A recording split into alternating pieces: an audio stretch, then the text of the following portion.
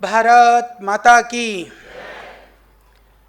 आज की इस पावन आयुर्ज्ञान सम्मेलन में जिनकी पावन उपस्थिति है, जो सच में राज्यपाल होने के साथ साथ में उत्तराखंड की ऊर्जा के केंद्र भी हैं, जो हम सबको बहुत ही ऊर्जा से परिपूर्ण करते हैं। आपका प्रोत्साहन, आपकी प्रेरणा, आपके द्वारा जो सद्वचन या सद्भावना प्रकट की जाती है, सब कई गुणी ऊर्जा के साथ में कार्य में प्रवृत्त होते हैं। वही आज भी आपके द्वारा यहाँ होने वाला है। ऐसे हमारे माननीय महामहिम राज्यपाल महोदय, जो विविध तरह के सेना मेडलों से तो सम्मानित ही हैं, सेना में उच्च ओहदे पर आपने बड़ी सेवा करी है। राज्यपाल के रूप में आपका कार्यकाल सच में सब अभी हैं तब भी बहुत याद करते हैं लोग आपको। ऐसे माननीय राज्यपाल महोदय और आदरणीय बहन जी हमारी, जो कंधे से कंधा मिला करके माननीय राज्यपाल महोदय का साथ देती हैं, उनको भी मैं नमन करता हूं। और आज बहुत समय के बाद हम मिल रहे हैं। हमारे आदरणीय राज्यपाल महोदय के सचिव साहब, आदरणीय भाई हमारे रविनाथ रमन जी, जो हैं बड़ी ऊर्जा के साथ में उत्तराखंड की उन्नति के लिए बहुत समय से आप कार्य कर रहे हैं। और जैसे अभी आपने सुना, बहुत सुंदरता के साथ हमारे आदरणीय भाई डॉक्टर पंकज कुमार पांडे जी, वो मॉडर्न मेडिकल के डॉक्टर हैं और प्रशासनिक रूप से आयुष के सचिव हैं। तो अभी आयुर्वेद वालों के लिए इससे अच्छे दिन आने वाले हैं नहीं। तो और अब मैं आज ये कह सकता हूँ आदरणीय पंडित जी कि शायद पहले थोड़ी बहुत आयुर्वेद को लेकर के कहीं हिचकिचाहट रही होगी, पर अब पूरा आकंठ आयुर्वेदमय हैं आप, ये हमारे लिए खुशी की बात है।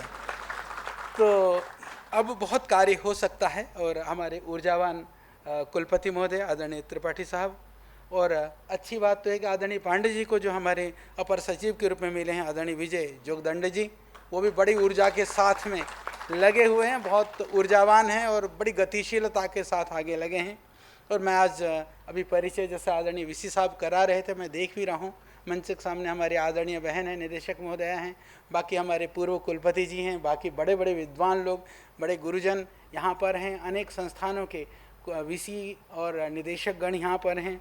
तो मैं तो आप सबको बहुत नमन करता हूँ, प्रणाम करता हूँ। और यहाँ पर उपस्थित बाकी सब हमारे जो बाकी विद्वज्जन हैं, हमारे जो विद्यार्थीगण हैं, आगे आने वाले समय पर जिन्हें आयुर्वेद की जो ध्वजा को आगे लेकर के जाना है, आप सबके नमन के साथ सच में यह कार्यक्रम का स्वरूप चाहे छोटा हो, पर इसका प्रभाव बहुत बड़ा व्यापक होगा, इसमें किंचित मात्र भी संशय नहीं है। आदरणीय पांडे जी ने एक शब्द कही कि आयुर्वेद सर्वाधिक प्राचीन है। मैं एक छोटी सी बात से बात शुरू करना चाहता हूं, क्योंकि बहुत थोड़े से समय पर हमें बात रखनी है। अभी जब आयुर्वेद के सारे विद्वज्जन यहाँ पर हैं, विनम्रतापूर्वक जब हम आयुर्वेद बच्चों को पढ़ाते हैं, जब कॉलेज में आते हैं, तो हम आयुर्वेद का इतिहास पढ़ाते हैं।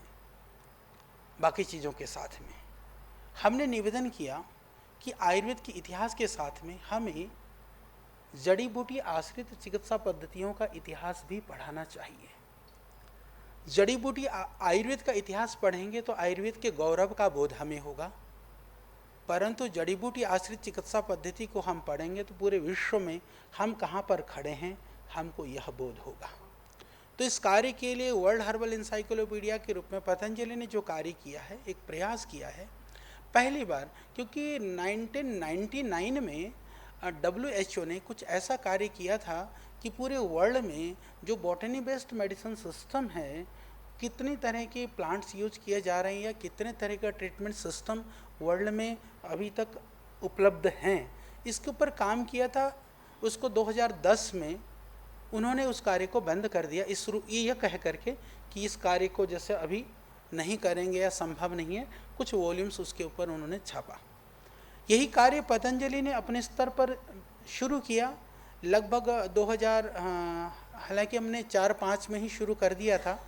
अब जाकर के ये कार्य पूरा हुआ और हमको अब ये कहने में बड़ा गर्व और गौरव की अनुभूति होगी कि ठीक है, आयुर्वेद हम कहते हैं सर्वाधिक प्राचीन आयुर्वेद है, तो प्राचीन तो आयुर्वेद है ही है। अब हम वैश्विक परिप्रेक्ष्य में इस बात को डंके की चोट पर कहने की स्थिति में पहुंच चुके हैं कि सर्वाधिक समृद्धशाली परंपरा भी आयुर्वेद है। क्योंकि दुनिया के अंदर लगभग 964 हीलिंग प्रैक्टिसेस हैं पूरे वर्ल्ड में। यानी कि जो जड़ी बूटी आश्रित पद्धतियों की बात करें तो 964 तरह से लोग कर रहे हैं। यदि उसको पूरा ट्रीटमेंट सिस्टम के रूप में यदि हम बात करते हैं, प्रैक्टिसेस के हिसाब से देखते हैं, तो दुनिया में 9 तरह की चिकित्सा पद्धतियां हैं। तो उसमें 9 तरह के में भी आयुर्वेद 9 में एक है। यदि भारतवर्ष की दृष्टि से देखें तो 9 में से जैसे हमारा आयुर्वेद है, हमारा सिद्धा है, यूनानी है, स्वारंपा है, ये जिसको तिब्बतियन सिस्टम भी बोलते हैं, ये 4 चीज़ें तो यहीं पर ही हैं। बाकी 5 और हैं जिसमें अरबिक सिस्टम है, ग्रीक का है, कोरियन है, चाइनीज है, जापान है, एक और पद्धति। इस तरह से दुनिया की इतनी ही पद्धतियाँ हैं। तो उन पद्धतियों में देखें तो यदि उसको, क्योंकि आयुर्वेद का मुख्य चिकित्सा का जो आधार है वो वनस्पति है, तो वनस्पति का पूरे वैश्विक स्तर में देखें तो जो प्लांट्स किंगडम जिसको बोलते हैं, प्लांट्स बायोडाइवर्सिटी, पूरी दुनिया में लगभग 3,60,000 तरह के पेड़ पौधे और वनस्पतियां हैं। यदि हम बड़े परिप्रेक्ष्य में देखें तो अभी तक यह भी किसी को पता नहीं है कि कितने पौधे हैं जो औषधीय रूप में प्रयोग हो रहे हैं या किए जा सकते हैं। उसके अभी हमने विनम्र प्रयास किया तो इंसाइक्लोपीडिया के रूप में लगभग 50,000 पौधों का बखूबी नामकरण नहीं, डॉक्यूमेंटेशन, पूरा उनके प्रयोग, यूजेज, पूरा डिटेल के साथ में, जहां हम लोगों ने लगभग दुनिया के 2000 से ज़्यादा भाषाओं में उन पौधों का नामकरण दिया है और लगभग दुनिया के लगभग 2000 से ज़्यादा ट्राइब्स को हम लोगों ने उसके अंदर कवर किया है और लगभग 6 लाख से ज़्यादा रेफरेंसेस दिए हैं। टोटल नामों की संख्या करें तो 20 लाख से ज़्यादा नाम हैं। हमने अपने मौलिक लाइन ड्राइंग और पेंटिंग्स बनाए हैं 60,000 से ज़्यादा और लगभग 109 वॉल्यूम में वो काम अभी पूरा हो गया है। अभी विमोचन बाकी है बड़े स्तर पर, वो भी बहुत शीघ्र ही आप लोगों को सूचना मिलेगी। 1,25,000 पन्नों में लगभग वो कार्य सबमिट हुआ है। तो इसीलिए आयुर्वेद का गौरव अब लौटने में कोई संशय नहीं है। पहले बात होती थी कि जब आयुर्वेद की बात होती थी तो लोग कहते थे ये आयुर्वेद वाले कर रहे हैं, पर अब बात होती है तो हम वैश्विक स्तर पर बात करते हैं, हम पूरी दुनिया की बात करते हुए फिर आयुर्वेद को रखते हैं। तो हमें कोई हिचकिचाहट नहीं है क्योंकि जो ऋषियों की जो विधा है आज वह वैश्विक स्तर पर पुनः स्थापित होने के लिए तैयार है। बात आती है एविडेंस बेस्ड मेडिसिन के रूप में, क्योंकि बनी हुई औषधि की बात आती है तो लोग कहते हैं कि आयुर्वेद में एविडेंसेस नहीं है, एविडेंस बेस्ड मेडिसिन नहीं है।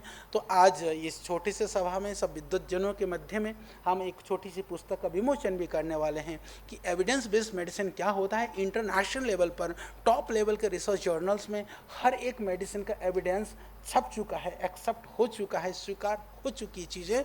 तो वह अब आयुर्वेद के लिए विविध क्षेत्र में बहुत सारे लोग काम कर रहे हैं। तो पतंजलि भी विनम्र प्रयास कर रहा है इस तरह से, विविध तरह से, चाहे वो पांडुलिपियों का प्रकाशन हो। हमारे पास आज भी आयुर्वेद प्राचीन इसलिए है क्योंकि आज भी हमारे पास 1400-1500 साल पुराने पांडुलिपियाँ उपलब्ध हैं, इसलिए हम पुराने हैं। आयुर्वेद प्राचीन इसलिए है क्योंकि आयुर्वेद के साथ आज जितनी तरह की जो पुस्तकों का संग्रह, प्राचीन ग्रंथों का संग्रह आयुर्वेद के पास है, दूसरी किसी पद्धति के पास नहीं है। तो प्राचीनता के साथ में आधुनिक विज्ञान में, क्योंकि रिसर्च प्राचीन काल में भी होता था, तो प्राचीन काल में होता था, उसके मापदंड, उसके पैरामीटर्स, उसके स्टैंडर्ड्स तब के तब वो अलग रहे होंगे। आज भी अनुसंधान होता है, आज के जो स्टैंडर्ड्स और पैरामीटर्स हैं वो अलग हैं।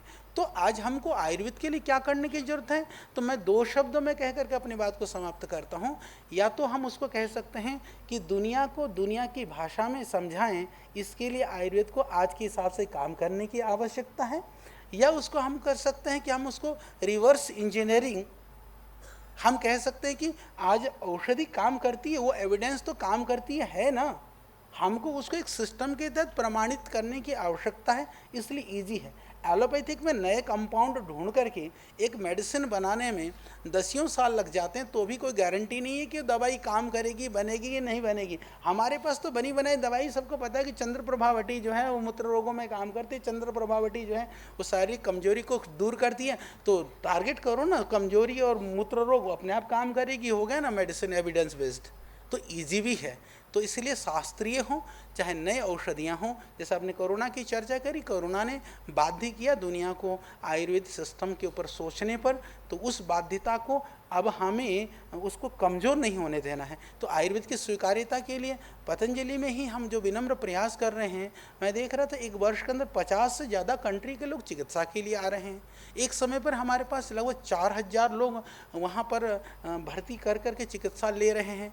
अभी योगग्राम में इतनी भीड़ है कि लोग सिफारिश लगा रहे हैं कि किसी तरह से हमारे को, जैसे बहन जी बैठे एम्स में जैसे लगाते हैं ना कि बोला भाई एक रोगी को तो इमरजेंसी में दे दो, कैसे तो करवा दो। ऐसी हालत पतंजलि में 6-6 महीने पहले की बुकिंग है, एम्स में तो इमरजेंसी में लोग आते हैं, वहाँ ये हालत है। तो आयुर्वेद का ज़माना क्यों नहीं है, सब जगह है। तो कहीं ना कहीं हमें स्वयं को चेतन होना होगा, जागृत होना होगा। आदरणीय जो हमारे सचिव साहब ने कहा कि हमको वो उन पॉइंट्स को ढूंढना होगा, उन गैप को एनालिसिस करना होगा, क्योंकि आज समय इंटीग्रेटेड मेडिसिन सिस्टम का आया है। पैथियों को झगड़ाने की बात नहीं, हम बैठ कर के तय करें। देखिए रोगी ठीक होना चाहता है और अच्छा चिकित्सा का काम है रोगी को ठीक करना, चाहे वो कैसे भी ठीक होता हो। पहले प्राकृतिक उपायों से, जड़ी बूटियों से, फिर और मॉडर्न चिकित्सा के संसाधनों की आवश्यकता हुई तो उससे भी मिल करके उन सारे ज्ञान को एक जगह पर लाने का जो आज ये जो प्रयास है, यह बिल्कुल याद रखा जाएगा। और आप सबके इस प्रयास के लिए महामहिम राज्यपाल महोदय सहित पूरी टीम को और आप सबको भी मैं बहुत शुभकामनाएं देते हुए आप सबको मैं प्रणाम करता हूं। और इस कार्य से इसकी गूंज बहुत दूर तक जाएगी, ये हमें पूर्ण विश्वास है। बहुत बहुत धन्यवाद।